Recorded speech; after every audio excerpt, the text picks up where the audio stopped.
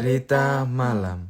Halo semuanya, selamat datang di segmen baru yaitu Cerita Malam, di mana di segmen ini aku, Aaron, dan sepupuku Lestari akan saling bercerita tentang kisah di luar nalar yang pernah kita dengar atau pernah kita alami.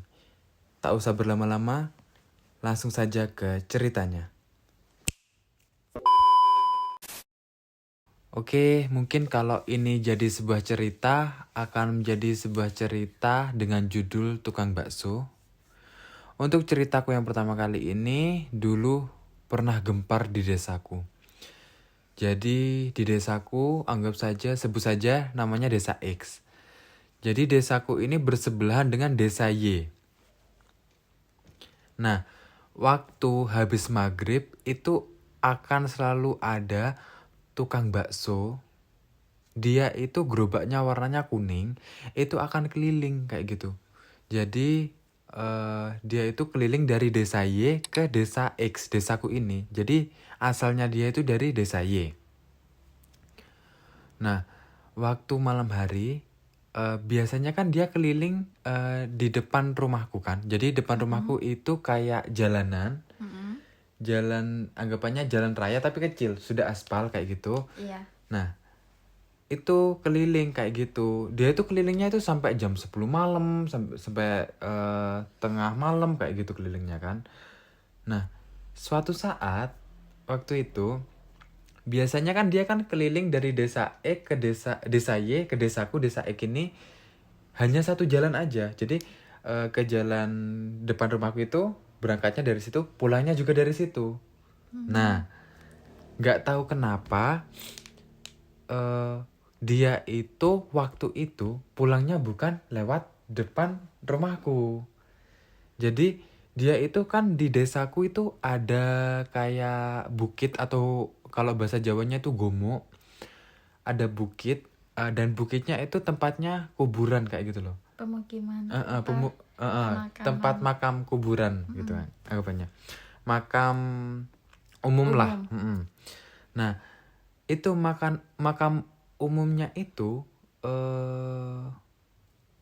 agak jauh sih dari rumahku. Cuma itu ada jalur atau jalannya juga buat ke desa Y. Jadi anggapannya kalau dari desa Y ke desaku itu bentuknya letter U gitu. Iya. Jadi dia itu bisa juga lewat sana kayak gitu. Tapi kalau lewat Gumu itu kan gelap gulita gitu loh. Ada cuma beberapa penerangan aja. Nggak kayak di jalan lewat depan rumahku lah ya. Nah, dan itu tempatnya itu di bukit itu kiri sawah, kanan sawah, belakang sawah, depan sawah. Jadi sawah-sawah semua. Terus cuma ada kuburan itu. Nah, ini suatu saat dia itu kan sekitar jam 10 atau jam 11 malam. Dia itu lewat situ. Ya jalan kaki pakai gerobak lah ya. Gerobak dorong, gerobak. Ada perempuan yang jual yang beli, anggapannya beli. Tuturnya itu bilangnya gini. Kayak tangannya itu pertama kayak melambai gitu, kayak manggil, melambai. Beli bakso, bilang gitu. Cewek. Terus? Cewek rambutnya panjang, pakai baju putih. Panjang. Oh, alhamdulillah, bilangnya gitu kan tukang baksonya kan. Anggap aja Pak Yadi lah ya. Nah, Pak Yadi kan ya alhamdulillah ada yang beli gitu kan ya.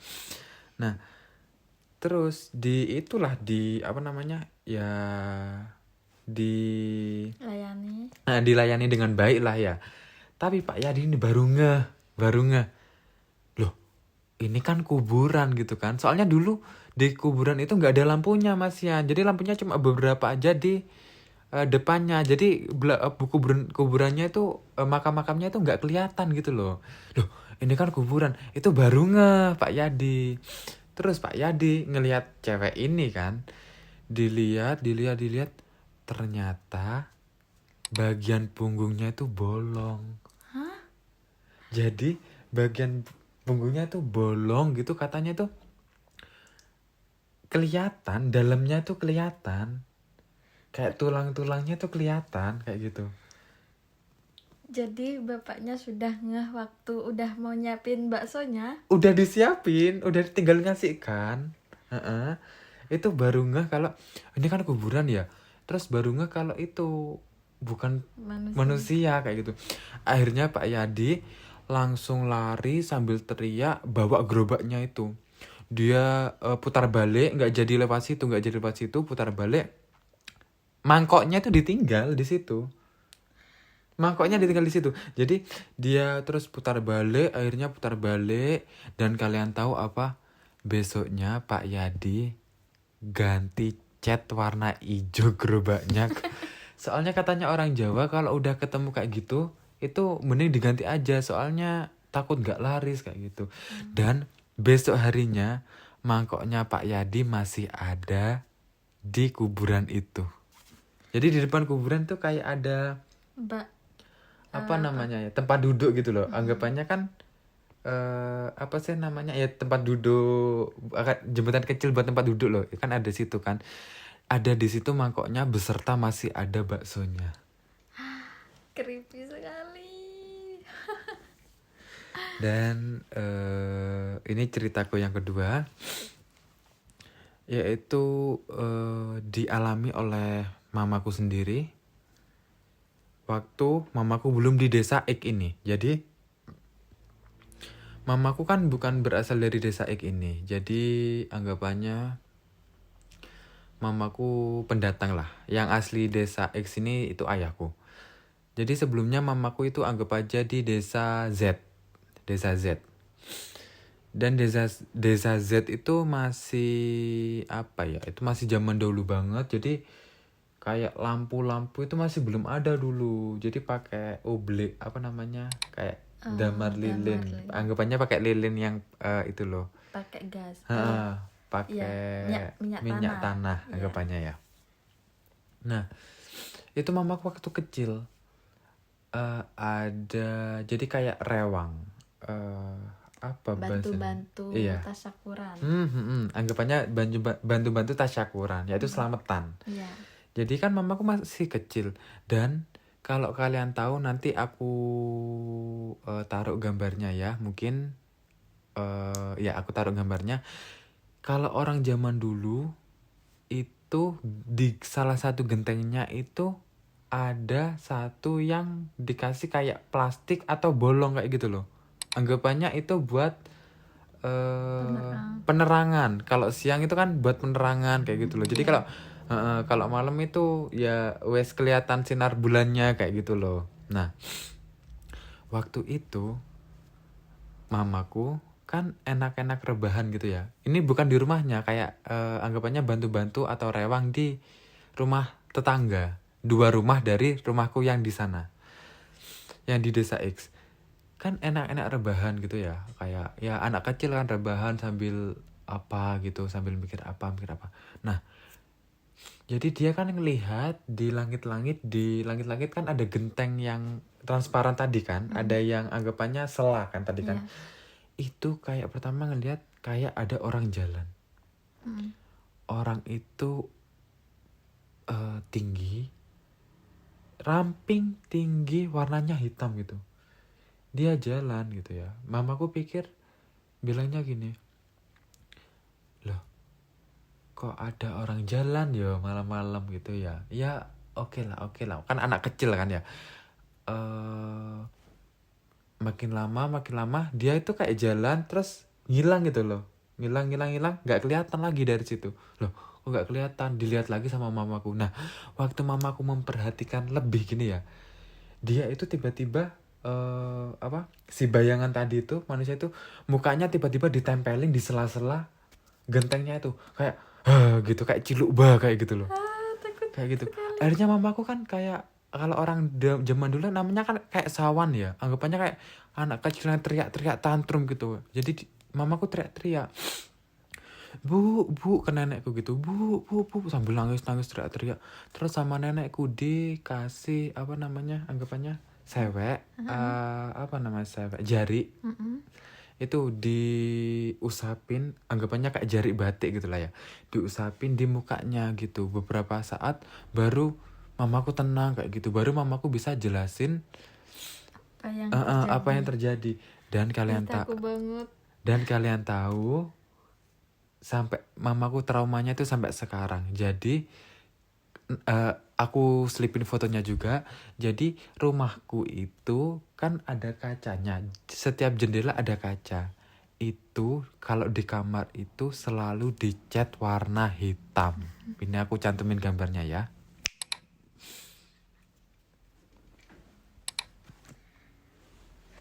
Oke guys, aku sekarang akan bercerita tentang ini bukan pengalamanku sih, tapi lebih dari cerita yang aku dapat. Yang pertama itu dari ibuku. Ibuku tuh cerita di desaku, sebut aja desaku, desa S ya mungkin. Di desa S tuh semua orang bekerja sebagai petani. Jadi semua orang di sana itu petani. Pada suatu hari ada, sebut aja namanya Pak Edi ya. Pak Edi ini kan ke sawah. Dia tuh nyangkul. Nyangkul ke sawah ya pagi hari. Rutin pagi hari. Kalau siang dia pulang, kalau udah jam 2 itu balik lagi ke sawah. Sampai pagi tuh nggak pulang-pulang.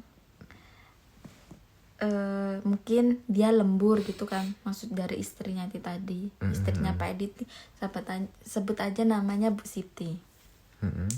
Setelah itu sampai maghrib itu nggak pulang-pulang ke rumah Pak Edi nih. Bu Siti tuh bingung kok nggak pulang-pulang Pak Edinya nih gitu. Akhirnya nyariin dah, bilang ke warga kalau suaminya tuh nggak pulang-pulang gitu. Dicariin tetap di sawahnya Pak Edi tuh yang nyangkul itu tetap nggak ada orang, sepi. Sama sekali nggak ada orang. Lagi nyariin ke sana ke sini tetap nggak ada. Sampai pukul jam 10 malam kalau nggak salah. Pak Edi ditemukan nyangkul di sawah itu tadi. Hah? Tetap nyangkul? Iya, dia tetap nyangkul, tapi dalam keadaan linglung gitu. Bu Siti ini tanya, Mas kenapa? Mas di mana? Tadi aku nyariin kemana gitu. Tetap linglung dia, nggak apa ya? Nggak jawab gitu. Tahu nggak sih orang yang kayak, pikirannya kosong, nah kayak gitu dia. Akhirnya besoknya ditanya, barulah Pak Edi cerita kalau dia tuh nyangkul seperti biasa di pagi hari, siang, sore gitu. Ya banyak orang di sana. Banyak orang. Iya, Terus, banyak orang. Tanpa sadar dia tuh tetap yang katanya malam tuh dia tetap dianggap siang. Dia nggak beranggapan kalau dia tuh di sana sampai malam. Jadi dia tetap nyangkul dan itu banyak orang. Pak Edi bilang gitu. Akhirnya aku nggak tahu ya gimana keadaannya sekarang Pak Edi. Intinya sepertinya Pak Edi tuh dibawa ke dunia lain. Jadi buat kalian hati-hati guys. Jangan pernah berpikiran kosong ketika kalian bekerja sendiri dimanapun itu. Oke, cerita selanjutnya.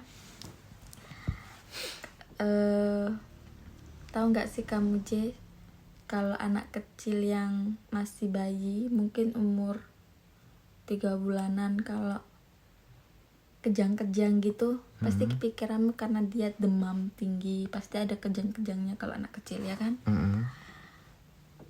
Ini cerita dari temanku, dia punya keponakan.